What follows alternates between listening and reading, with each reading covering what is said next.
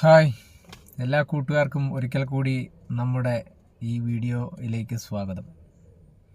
എല്ലാവരും സന്തോഷമായിരിക്കുന്നു എന്ന് കരുതുന്നു.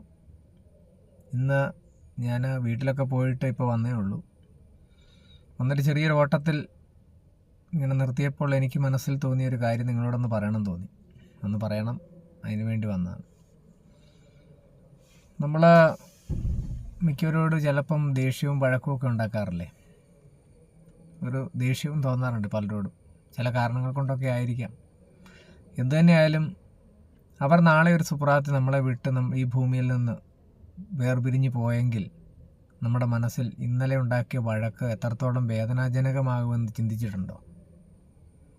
ആരും ചിന്തിക്കാൻ വഴിയില്ല. കാരണം ഒരു വഴക്ക് നടക്കുമ്പോൾ അതിനെ മാത്രം കോൺസെൻട്രേറ്റ് ചെയ്യുകയും പിന്നീടുള്ള ഒരു കാര്യങ്ങളും ശ്രദ്ധിക്കാത്ത കുറച്ച് വിഭാഗമാണ് മനുഷ്യൻ എന്ന് പറയുന്ന വർഗം. ചിലപ്പോൾ വഴക്കുകൾ നീണ്ടു നിന്നേക്കാം, പക്ഷെ അതൊന്നും ശാശ്വതമല്ല. എന്തിനു വേണ്ടി എന്ന് ചിന്തിച്ചാൽ വെറും സിമ്പിൾ. മാക്സിമം നമ്മൾ മറ്റുള്ളവരെ സ്നേഹിച്ച് ജീവിക്കുക. പിന്നീട് ഒരാൾ നമ്മളിൽ നിന്ന് വേർപെട്ട്, നമ്മളിൽ ആരെങ്കിലും ഒരാൾ, ചിലപ്പോൾ ഓപ്പോസിറ്റ് നിൽക്കുന്ന ആളായിരിക്കാം, ചിലപ്പോൾ നമ്മളായിരിക്കാം, പക്ഷെ എന്നാലും ആ ഒരു വേർപാട് വളരെ വിഷമം നിറഞ്ഞായിരിക്കും. അത് ജീവിതകാലം മുഴുവൻ നമ്മളെ ഫോളോ ചെയ്യും, ഒരു നിഴൽ പോലെ. ശരിയല്ലേ? മാക്സിമം വഴക്കുണ്ടാക്കാതിരിക്കാൻ ശ്രമിക്കുക. മറ്റൊരാൾ പറഞ്ഞ ഒരു വാക്കെതിര് പറഞ്ഞാൽ നമ്മൾ സൈലൻ്റായി നിന്നാൽ നമ്മൾ തോറ്റെന്നല്ല അതിൻ്റെ അർത്ഥം. നമ്മൾ തന്നെയാണ് ജയിക്കുന്നത്. പിന്നീട് എപ്പോഴെങ്കിലും ഒരിക്കൽ അവർ നമ്മുടെ അടുത്തൊന്ന് സോറി പറയും, അല്ലെ? നിങ്ങൾ ശ്രദ്ധിച്ചു. അതുകൊണ്ട് സംയമനം പാലിക്കുക, നമ്മൾ മൗനം പാലിക്കുക.